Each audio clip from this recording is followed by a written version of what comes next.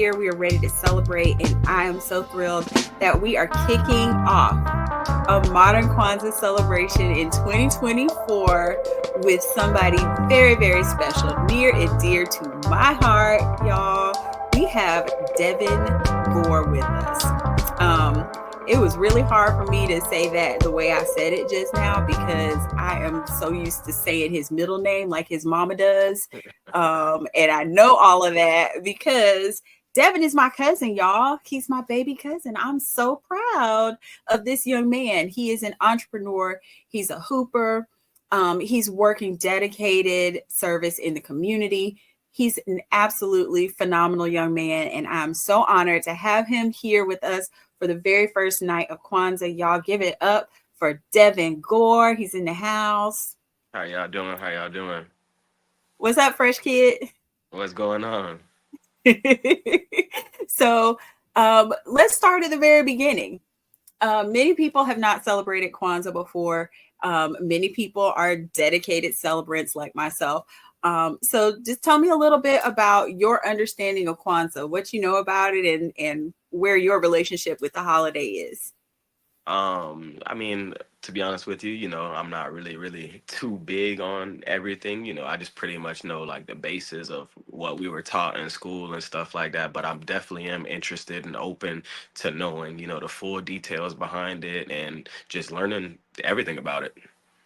I love that. So keeping an open mind is one of the things that I think is super important. As I go out and I train and I teach about Kwanzaa and share my book with people and everything, one of the things that I always start with at the very, very beginning is Kwanzaa, number one, is for everyone. Yes, It is a Black holiday. It is African American in nature, but we want everybody to come to the party. Everybody's invited to this particular cookout because we want you to be present with us, to learn with us and from us. We want you to just get a better understanding of like who we are as a people, what's important to us. And I think Kwanzaa provides that opportunity every year for us to reflect for ourselves and to share with others. And it just puts us in a really good spot. The very first night of Kwanzaa, we always celebrate Umoja, which is unity. And I thought long and hard about like the list of people in my brain who like epitomize this and who I really feel like would do a great job of explaining to people what unity really means in this sense. And I kept coming back to, no, but Devin is doing the thing. But Devin is doing the thing. So it was really important to me to have you here for this particular night. Thank you. I appreciate it. I want you to tell me a little bit about the official definition of Kwanzaa is to strive for and maintain unity in the family, community, nation, and race. So when you hear that definition, what are the things that you find most important, or what are the things that you think are a great place to anchor the conversation in? I think everything comes down to the word. It comes back to the word love. I feel like everything that's going on in the world right now, it all comes down to love. You have to have love. Everybody needs love. Everybody just coming together, just for the community, whether it's family, whether it's friends, whatever it is, just supporting one another. It comes down to love. You have to have love. Absolutely true. And for unity and love to be equated in this sense, especially at this time of year, we just finished with Christmas. Our friends are celebrating Hanukkah at the same time, which is like a rare calendar occurrence. I feel like everybody is celebrating all at the same time. And there are just a couple of things that we all have in common, and you're absolutely right. That love is one of them. So excited to hear you frame it that way. And also, if you don't mind sharing a little bit about, before you get into how you're helping the community, I want to frame this like the community showed up for you in a big, big way recently. And they showed up with love. So tell us a little bit about what's going on there and how it's all coming full circle. So recently, back in October, Hurricane Milton and the tornadoes down here in South Florida destroyed our home completely. You know, we lost everything. So the next day, when it was time for cleanup and stuff like that, we had local churches from the community, a bunch of friends and family, come out and just shower us with love, support, just, you know, their time helping clean up, you know, whether they donated clothes, money, you know, food, whatever it was. You know, just going through something like that, it definitely was one of the, you know, toughest times of our lives. But, you know, the community kind of poured love onto us and kind of helped make everything, you know, a lot better. Family and being separated by distance, a lot of times you want to be there, you want to show up. And I was tracking everything and talking to y'all and looking online and stuff. And I saw these people, complete strangers who Yeah. I've never met. I don't know from Adam. And they were loving my family like I wanted to love my family. And so I want to express my gratitude also, because it's rare that you see people or you hear that people are coming together in unity, Yeah. for for any reason. And just to know that folks showed up for you in such a powerful way was really important to me, being way up here and feeling distant and feeling like my hands were Yeah. tied and I was kind of helpless. It definitely was But crazy. yeah, it was nuts. It's nuts. My mom called me in a panic and I was like, what do you mean? Like, the moment didn't even make sense. It Yeah. didn't even make sense. And so I was really glad that y'all had a level of support that like I had no idea existed. Yeah. Um, and I feel like a lot of that is probably due in part to some of the cool stuff that you have going on. So talk to us a little bit about how you've been active in the Port Salerno and South Florida and Miami community, and how you have shown up for others and pulled together to really get some stuff done. So I have a management company, entertainment company, and pretty much every year since 2019, we've just been deciding to do stuff for the community. We feel like, you know, right now in this generation, it's not really like a lot of things for kids to do. You know, they're going down the wrong path. So we're like, you know, how can we flip this into a positive? And, you know, whether it's for a couple of times out of the year, a night or whatever, how can we get these kids on the right track and, you know, let them see something in a positive light? So we started doing charity celebrity events, from charity celebrity basketball games to flag football games to softball games to, you know, toy drives, back to schools, Thanksgiving drives, all kind of stuff. And just recently for Christmas, we did a charity celebrity basketball game. Had a bunch of like rappers and YouTubers out there. But before the game, in the Port Salerno community down here, where a lot of the, you know, tornadoes and hurricane and stuff happened, we ended up, you know, going just house to house of the families that were affected, and we gave away free toys, free gifts for the households. And then we even went to Walmart, bought a whole bunch of bikes, and just passed them out in the community, probably over 30 bikes. And we even had some left over for the game, and we literally gave out free bikes at the basketball game that night. That's crazy. And like crazy in the best possible sense. It is wild to me that you and your organization just decided to act. Like you got together, you Yeah. came together in unity, and you recognized the problem and just decided to be a solution. I think that's one of the things that a lot of people are um, waiting for permission. They're waiting for permission to do the right thing instead of just jumping in and getting busy and Yep. getting the work done. So tell me a little bit about how y'all decide, what needs to be done, or how do you, spot the issues in your community? What's the process that y'all are using? Because clearly you're unified in your approach, and for the work to get done, that's the first step. So tell me a little bit about like what that process looks like.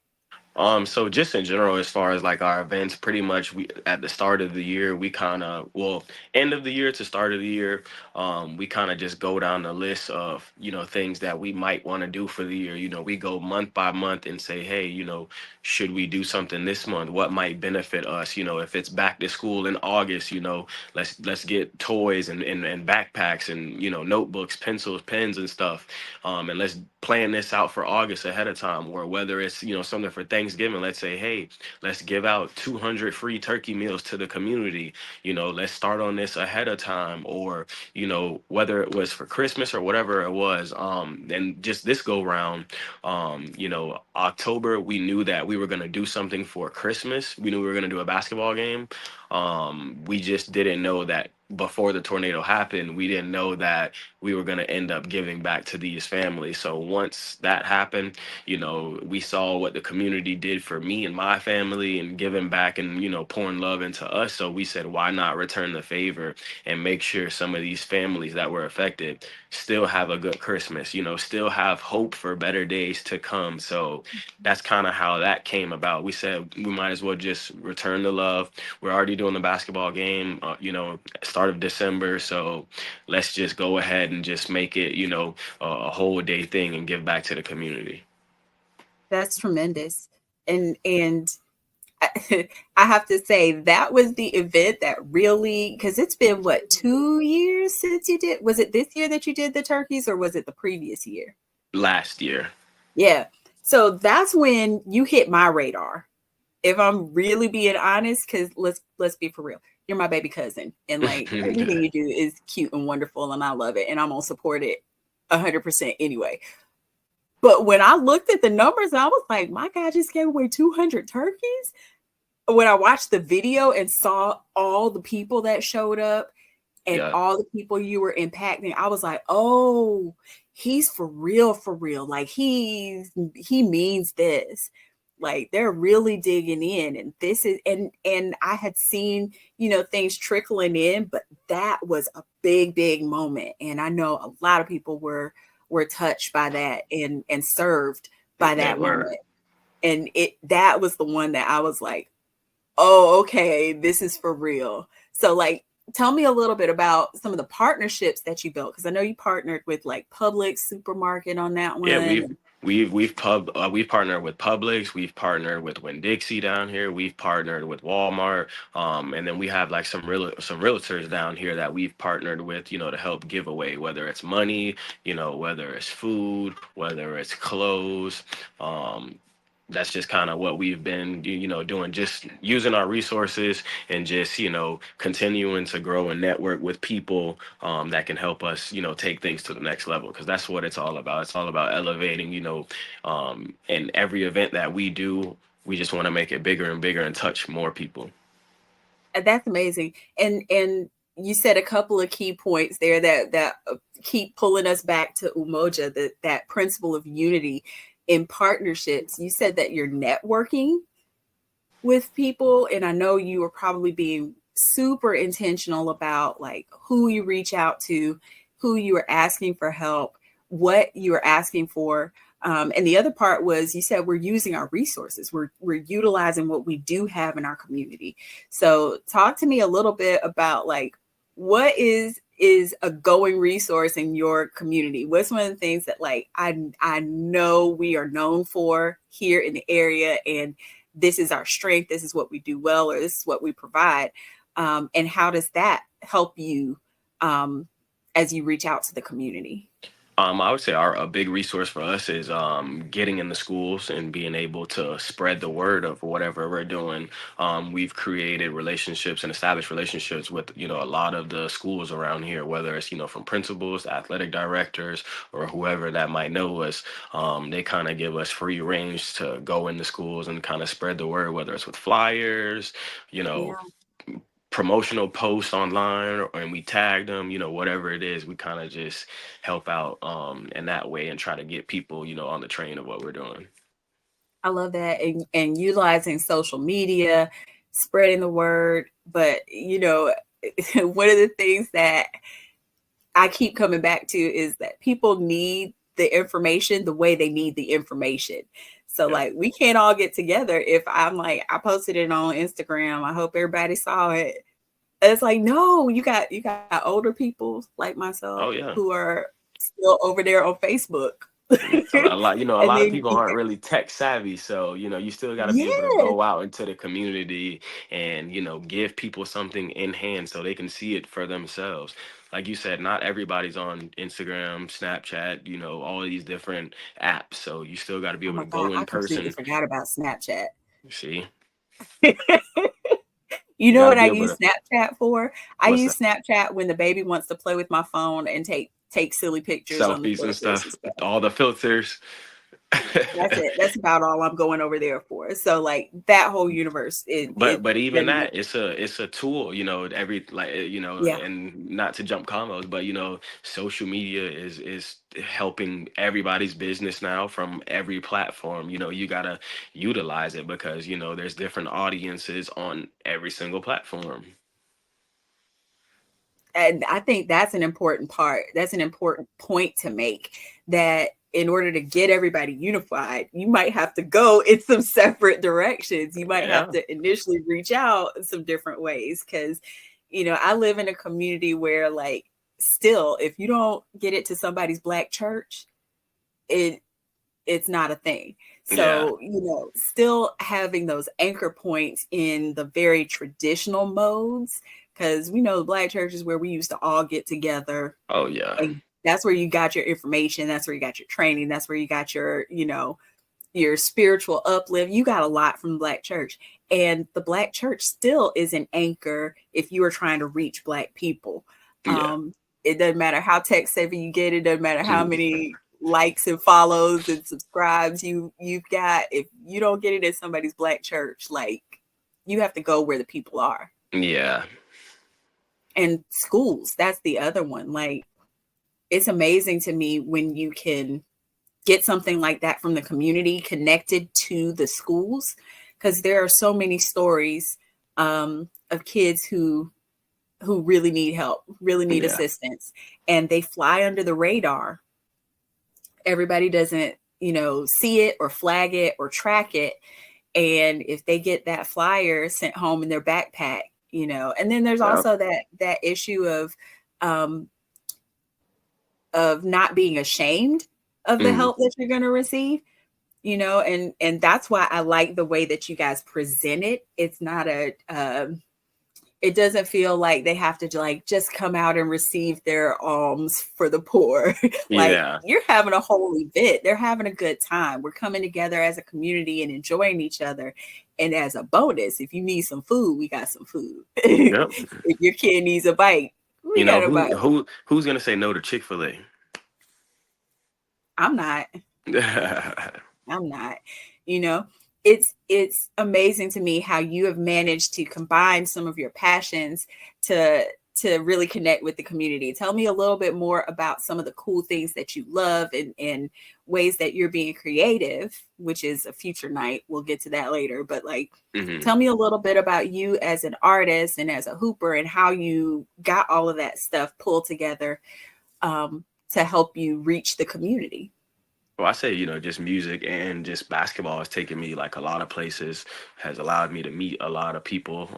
Once again, it goes back to using those resources. So, whether I've been around um, big festivals like Rolling Loud in Florida, or whether it's been, at AAU tournaments and stuff like that, I've been around and met people that I've made contact with. So, I kind of keep them in my pocket. So, if it's something that's music involved, I can call up so and so and say, hey, you mind coming out to X, Y, and Z? Is for the community. This is the cause. Or whether it's, basketball, I can, hey, you mind coming to play in this event that's going to benefit this charity? And, 9 times out of 10, they're willing to help out. I love that. So I'm hearing networking plus communication. When they know what it's for, when you're clearly able to communicate how it's going to benefit the community, people are a lot more willing to Yeah, jump in and partner with you. for sure. Hmm. I love the concept of music taking you places. I know you are deeply steeped in the musical tradition. For sure. according to our family From everybody. lineage. I can't think of, one family member who hasn't had something to do with music in some kind of way. I can't either. And that's two brains trying to Yeah. trying to calculate all of that. It's amazing. And I love that you have um, been intentional about, I'm not just having fun with music. I'm not just, pulling the card who I know, Yeah. and it really is a functional relationship that allows, a benefit to flow into your community. So tell me who some of your favorite partnerships have been. Like, is there one or two that like really stick out? Like, oh, there was this really cool moment where we got, or there was this really big moment where we landed. Um, let me see. Let me see. So just as far as like basketball, I would say having the opportunity to play against the YouTubers, Ball is Life. That's big in the community. A lot of the young generation, they sit online and watch Ball is Life, the highlights and stuff. We got them to actually come to South Florida and play against us. We actually beat them by 1 point. Hey, We got them to come to South Florida, and it's crazy, just seeing these are basically pros, just seeing them online, how good they are online, and then to actually, play against them in person, you actually see how good they are. So I would say that's like a big moment for us. As far as like music, I've been to the Rolling Louds VIP, so I've met, all the big artists from 2C, the Moneybag to, you know, uh, Future. I've been around all these people, so that's amazing. And when you reach out with your ask, do you find that like you got to go through their people, or you got to call this one to get that one, or have they been really open with you and like, here's my direct line, or here's how you get with me? I would say it's 50-50, just depending on Okay. who the person is. Sometimes you can just DM them, and Yeah. if it makes sense, they will respond back. Some people are bougie, and you got to go through the management team and this and that. But a lot of people, they're easy to contact and get in Yeah. hold of. I think a lot of it too boils down to just being brave in your ask. Yeah. There's a lot of people that's like, I don't know if they're gonna reply to I me, mean, if they're gonna it respond. Well, it's you don't like the know until saying, you actually ask. closed mouths don't get Um, fed. they stay So, real, real hungry these days. That's a lesson that I've learned in producing this series. Like, there's some people that mhm, I'm like, but I've only gotten like two or three yeah. no's over 3 seasons. Um, and those people, they have like legitimate reasons for just not being able to do it this is a crazy time of year. People are traveling, people are busy. There are some people who actually work through the holidays and Hmm. those kinds of things. So it's still all love, and we've even gone on to partner on other things at different times of the year, or here, there, and otherwise. But just for whatever reason in that moment, like you said, it did make sense. Hmm. Do you have any big partnerships that you have on the horizon that you're like excited about, or you're looking forward to, I say or I can't that you really can even talk about? I don't know. I can't really It might be some top reveal secret stuff. I can't really reveal the partnerships yet, but I can say as far as like, events that we're, trying to work on to do for next year. We're definitely want to get into fashion shows next year, and like gala events and stuff like that in the springtime. Stuff that's just also non-sports related too. So we're I trying to love still that work out the because, kinks of it like you right said, now. it's about, there's no kinks. It's just details. For sure. It's just details. I love that you're moving beyond and elevating. Like, you used that word before. I really like the concept of elevating because, Hmm. you know, I heard somebody refer to a move or a shift in their programming as, we're moving on from such and such. I was like, Hmm. oh, but aren't you still going to do the really good thing that you were always doing? Or is that Yeah. so? I love the idea of elevating, because that to me means like we're going to continue to encompass all of this. We're just adding more. So tell me a little bit more about, we've talked about like where you are. Let's talk a little bit Mhm. about your foundation. Where did you come from? Like where does this sense of community, this sense of service originate from? I would say my family, just, being born, and growing up in St. Petersburg, Florida. That's all we ever knew was family, family, family. Always going to cookouts, family reunions, just whatever it was, everything centered around family. So I think that's something that we've been taught, at an early age, um, and it just kind of came back full circle. Yeah, I like a Friday night fish fry could be 15 people, For sure. like by accident. By the time the and grandparents you are and there, you up by the all time aunts and night. uncles show up and the cousins, all night long. Yeah. And because then the neighbor from across the lake is gonna show up, and then folks from down the street hear about it, and then your Yep. uncle's friends show up, and like all of a sudden it's a party, and you don't know how it happened. It doesn't really matter, but like everybody's having a good time, and that's one of the things that I kind of miss about back home. Mhm. I call it back home in St. Pete. Mhm. Um, I really miss that, like that sense of connectedness. Like Yeah. your family is right there. They're never far, and whatever you need, Yeah. somebody in there has got you. How are you?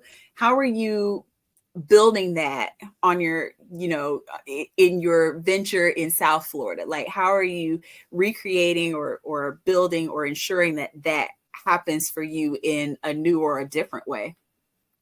I think just everybody that we come across, we try to like get to know them to an extent before we start working with them, and then things kind of happen naturally and organically. We don't try to force it.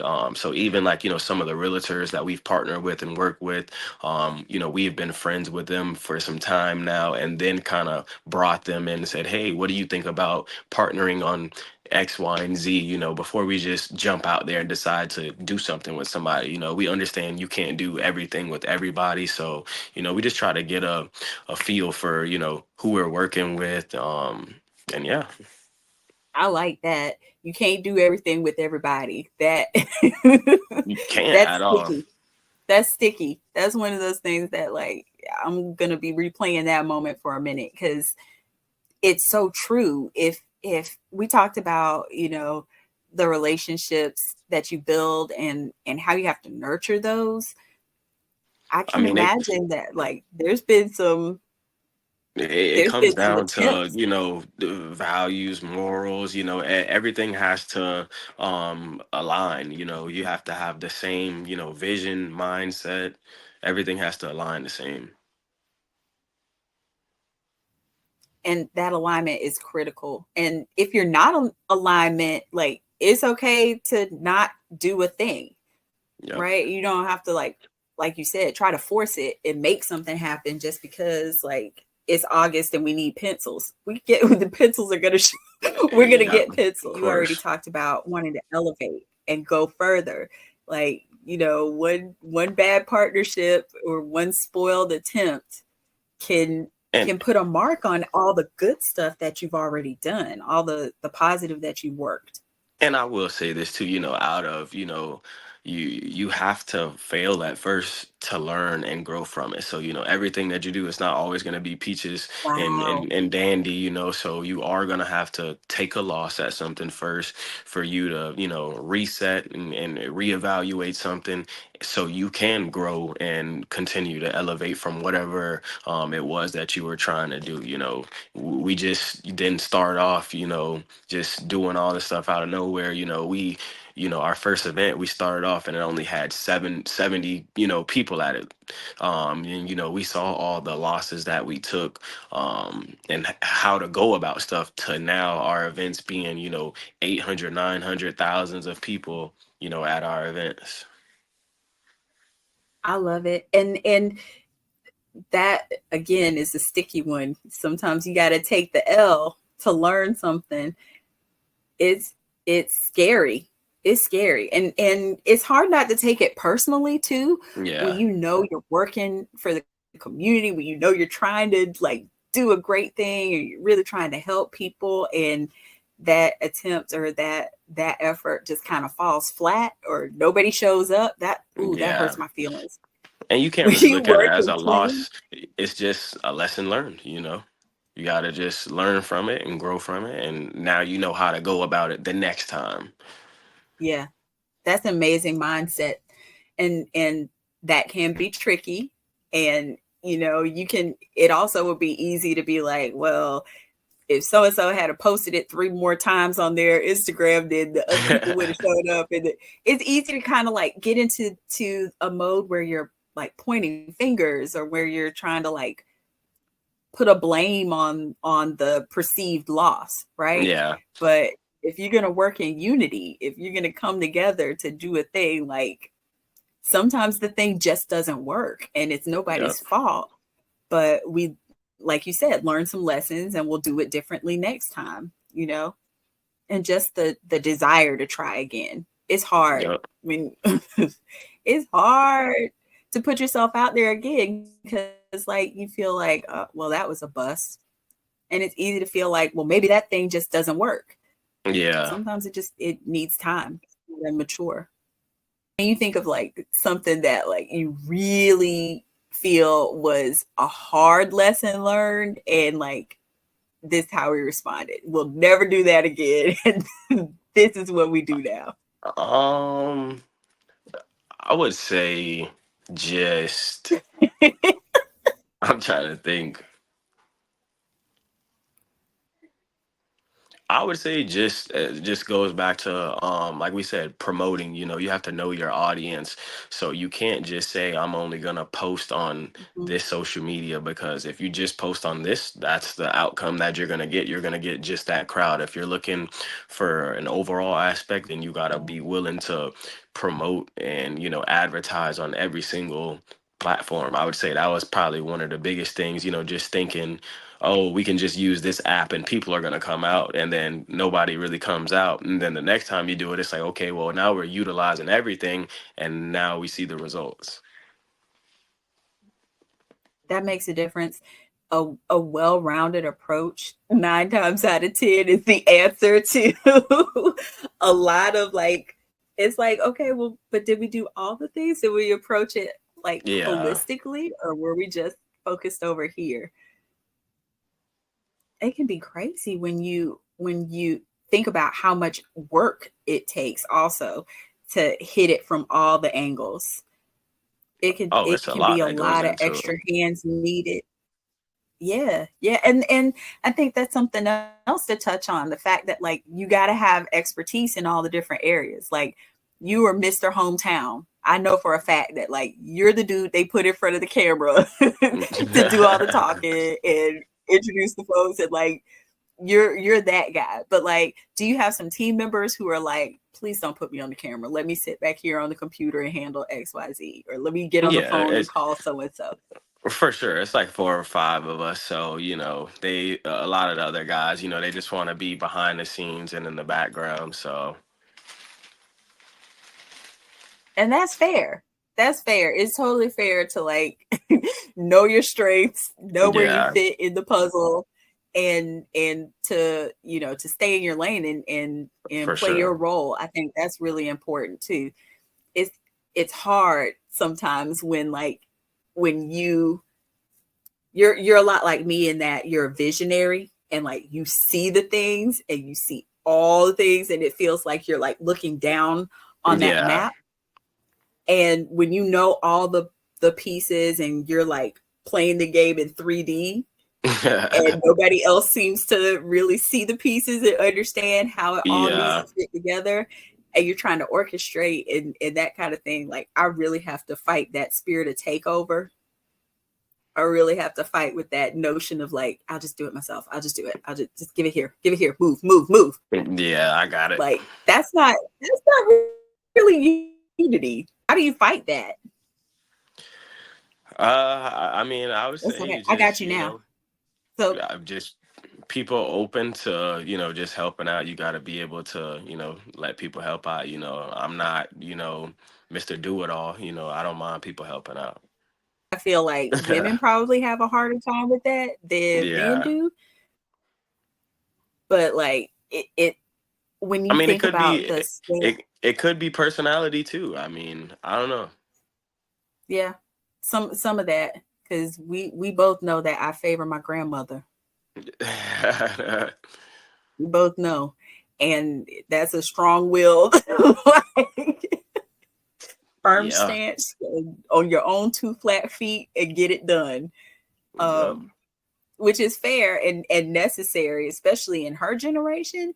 But I Yeah. think, when I really consider how you need to move today to get things done, when everybody's agreed and we're like, okay, this is the thing, you've gotta be open, and you gotta delegate, and you gotta give space, and some of the things that Yeah. you maybe would have done differently, you have to let it go because it got done in the end. Yep. Gotta go with the flow. The flow is so hard. Sometimes the flow is taking you over a waterfall. It's a trip, but necessary, all of it, to actually make an impact in the community, and to move towards the ultimate vision or the ultimate goal. Talk to me a little bit about like how you goal set. Like, how do you decide? I mean, for yourself, for your family, um, for the community, how do you goal set and decide like, okay, this is where we are, this is where we need to be, and this is how we're going to get there? How do you come to a consensus and build unity around that? I would say it's just creating like a vision board and just knowing that it's it's baby steps to everything. So you can't expect to, start walking, you know what I'm saying, and you aren't even crawling. So I say just a 3 month plan, a 6 month plan, a 9 month plan, whatever it is, we kind of just jot things down and from small goals to big goals, and we just try to, attack what we can. I love that concept. I'm a huge planner. I love a tangible, physical, like a piece of paper with the things on it. Yep. So much so that like I actually included a whole section in the back of Your Guide to a Modern Kwanzaa Celebration. I actually included a whole section in the back that talks about goal setting. It has like these journal prompts, like things for you to sit and think about, and Hmm. not just for unity, but like for every single principle. And then I also have one in the back of the Kwanzaa 365 training that has Hmm. like actual planner sheets. Like, here's your SMART goal sheet. And what did you discover? How are we going to set this up? Because I think Yeah. that that's one of the gifts that Kwanzaa offers us, is time for reflection.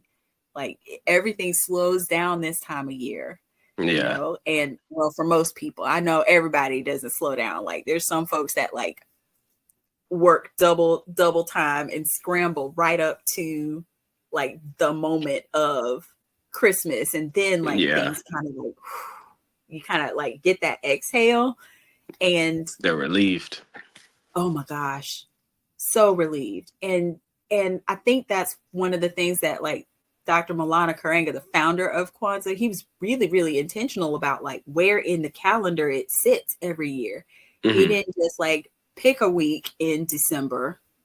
He didn't just pick a week harvest time. It's like after the harvest, everything has come in. The day after Christmas, most people are going to be home or near Yeah. home or with their families or near their communities. And then to have like those 7 days between then and New Year's, there's somewhere in that 7 day time period that you can like take a moment with your family, with your Hmm. friends, with your community, and just kind of look at where we are, set up some expectations going forward. And I think that that's that's so significant about this time of year. I haven't done a vision board in years, like You an got to do one. actual, yeah, that's a, yeah. That's solid. I'm gonna have to. And I think that when I do it, I'm gonna research all the different types of vision boards, because there's some out there that get super intricate and they have like almost like a pie chart and you have like the slices that all go to the center, and then you have some that go by size, and some where like the upper left hand corner is reserved for this and the lower right hand corner is so like I'm gonna have to research and find one that's actually gonna work for me. Do y'all sit with your this is so old school. I bet y'all don't sit with like your magazines and cut out the pages. Nah. Art projects. Nah. I probably haven't done that since y'all got like some regular like 8th grade ballpoint ink pens. Y'all got some scratch paper. Nah. Some little leftover notebook. I can't do it. It's got to be beautiful. It's got to be a whole moment. You know me, I'm extra. Oh, of course. I think that also is one of the gifts of Kwanzaa. Like, this is one of the only times a year where I'm gonna have that I can like sit down and cut stuff out of a magazine. Like, that feels like a special treat to me. So I'm gonna do it. I'm gonna take advantage of it. You better enjoy it.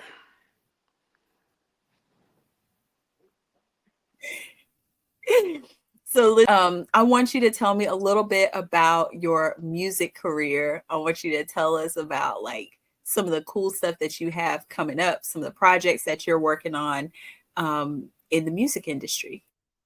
I would say I've been around it my whole life. Really started in like high school, and it's just transitioned into, what it is now, me just finding my own lane. Just continuing to just put out music that people enjoy and just see what happens with it. Remind me the title of your last release. Finally in the industry. Okay. Because it's splashed on your thing. I was like, it has something to do with the industry, but I did not want to say it wrong and get it wrong in anybody's head. No, and then you had,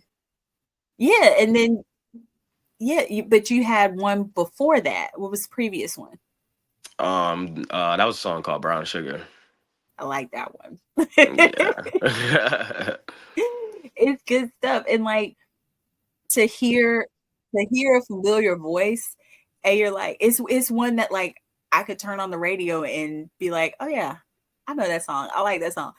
But like, it's crazy to hear your cousin's voice like, actually coming out of the speakers. And so exciting. Like, I'm super duper proud that you are pursuing your passion and pursuing your dream and like really digging into what you love.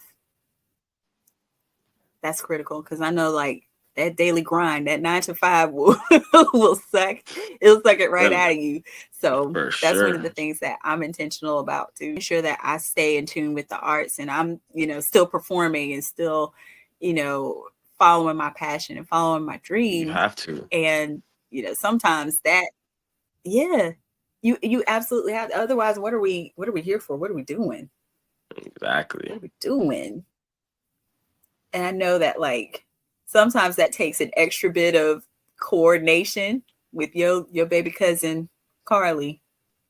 Yeah. And having to be at rehearsal or having to be, where I need to be for come showtime or whatever is going on. Like that takes some unity in the home, making sure that like that everybody is where they're supposed to be, that we got backup over here, we got assistance over there.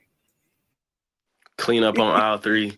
And listen, because that's the worst. That's the worst. When you're about to walk out the door and something happens and you're like, okay, but I got to go back and change because it's all over me now. I just love that husband and that my family, because my parents live here in North Carolina now, which is free babysitting. So excited. So excited about that. But when it's time to like go where I'm supposed to go or do what I'm supposed to do, I am confident that like I have the backup that I need and the support that I need to Yeah. actually be able to do what I need to do. And not only that, but she's with people that like I don't think twice about her being with my mom and my dad or with Corey's mom and Yeah. dad, or we have built a village that like we know again share our values and morals and understand how we operate, and it's the unity too. Yeah. So I know that your friend group is really, really important to you. I've met a lot of them, super cool. How did you where does your friend group evolve from? Like how are those the people that you find yourself in unity with? A lot of the friends that I had when I moved over here in middle school, sixth grade, came from just playing basketball. To be honest with you, that's where it started. You know, that's a brotherhood. So that's kind of how a lot of the friends that I made came about, and then it just grew into going to high school together, and stuff like that. That brotherhood, teamwork, and being around each other so much, you get to know each other. You're in the heat of battle. I know that feeling from being a dancer and Yeah, from being on teams and being in shows, and that group of people, they stick with you, and that's really important to have like solid friends that you can yeah, always reach out to. And it's cool that you have your friend group there with you. I was in a situation where like grew up in Florida. I went to college in Tennessee. I came back to Florida. I got married and moved to North Carolina. And so like my friend group had like splintered, and they were yeah, like blown all to over the the four place. winds, and everybody spread out. Yeah, everybody spread out um in different places. And so we have to be really intentional about getting together, or like keeping updated, knowing what's going on in each other's lives and with each other's families, and not in each other's business, but like making Yeah. sure everybody's okay. And that's been hard for me. It's been something that I've had to like really learn how to do and really like Hmm. explore and figure out. But you're fortunate to have like your bubble right there with you. For That's really sure. cool. And I know that when it comes to family, a lot of that is the same notion. I'm way up here in North Carolina, and then we got you on one side of the coast. We got our aunt and uncle on the other coast. We got folk in South Carolina. We got folk all over in Georgia. We got folk everywhere, right? Everywhere. And so being intentional, which is why like anytime we get a chance to be together, I soak that up. I relish it. Anytime that we are like just able to sit and enjoy each other, talk, chat, catch up, it means so much to me. And a lot of families don't have those moments at all. Like they splinter, and then that's it. Like they Yeah. go their separate ways, and I'll see you when I see you kind of thing. I can't even imagine. And so I'm really, really grateful for like, because when we get together, some stories gonna be told, Oh boy. some songs gonna be sung, and food. We gonna always eat. Oh, we gonna eat for sure. Always eat. I'm Won't do nothing surprised. else. We gonna eat. That part, listen, we ought to all be bigger than we are.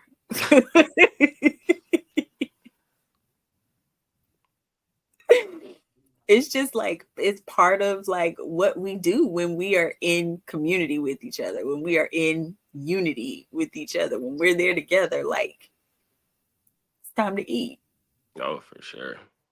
It's one of the things that like really anchors us as a family. um so we are approaching our time, but I have one more question that I want to ask all of my Hmm. guests as we celebrate. This is just the first night, but I really stay in tune with the origins of Kwanzaa. Like I said, it was founded by Dr. Malana Karenga in 1966. We've been celebrating Kwanzaa more than 50 years at this point, and it just seems to keep growing and growing and growing and growing, which was the founder's intent. Mm-hmm. So every year, what he does is an annual message. He either records or writes a message that goes out to everybody celebrating wherever they are in the diaspora. And so the theme for 2024, like it hit and struck home like it always does. But this year's theme is celebrating Kwanzaa in difficult and demanding times, lifting up the light that lasts. So like it's kind of two parts to this. And I kind of want to start with it backwards. Like I said, we've been celebrating Kwanzaa now for more than 50 years. What do you think is the appeal to Kwanzaa that like makes people return to it or invites people to start celebrating it, or like how has it lasted this long? How has it been around this long? I would say just the unity aspect, just everybody coming together, everybody being able to be a part of. Everybody wants to be a part of something. So just Mm, the aspect of people coming together and doing something together. That's the same thing. I think that's what's making it grow. I love that you tied it right back to tonight, because and there's also like everything is so symbolic with Kwanzaa. There's a reason that like the candles are the colors that they are, and the candles are in the order that they are, and we light them, and we start in the center with that one black candle. We know that black represents the people, and Umoja is unity. So like we start with unifying black people everywhere. We start with Yeah. like this notion of we've got to come together. So for that to be one of the reasons that you feel like Kwanzaa's been around this long, I think that's symbolic also. And then the other part of the theme is celebrating Kwanzaa in difficult and demanding times. Why do you think that that lands so? I know that this has been a difficult year for me. 2024, literally and figuratively, like it snatched my wig. Hmm. 2024 got me. This has been a year of stretching, sometimes uncomfortable stretching. It's been a year of loss. I have grieved this year in a way that I have not grieved before. Um, it's been a rough year. And so for Dr. Malana Karenga, the founder of Kwanzaa, who lives in California and don't know nothing about a Chanda branch, to like hit on a theme that lands like so center for me. How do Yeah. you think that is possible? And like, what does celebrating Kwanzaa in difficult and demanding times like actually look like? Like I say, it it just goes back to love. Love is what this world needs. Mhm. Love is what this world runs off of. So I would just say, it just comes back to love. We start we end where we started, you know? Yeah. I just feel like nationally there's a lot of that is difficult and has been difficult and will be demanding. I think, locally, there are local challenges wherever you are, wherever you live. I think personally, um, there are some challenges, but I think, again, like you said, that invitation to come together and just love each other. Yeah. If we can start there, if we can just tackle that part, I think If if we can do that, we can do a lot of things. that is so good. That is so good. We can do a lot more if we can master that part. And I don't think it's as hard as we make it out to be. I think a lot of times we feel like there has to be this grand ceremonial, like, I don't know, there has to be a whole big thing when really all we have to do is just come together and love each other. Yep. That's amazing. All right. So Devin, tell me where we can find you if we want, because I know they're going to want to follow and follow your organization, follow you personally. Where can we find you out there in the socials and in the world? Instagram, Twitter. My personal is at Fresh03Kid, YouTube, Apple Music. Look up Fresh Kid. And then when it comes to our organization and what we're doing in the community, look up at Within the Family. I love it. We are going to do just that.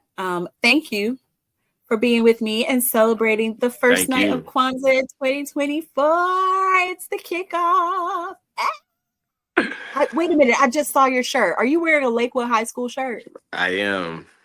Let's go, Spartans. I am. Let's go. I love it. The hometown school. That's what's up.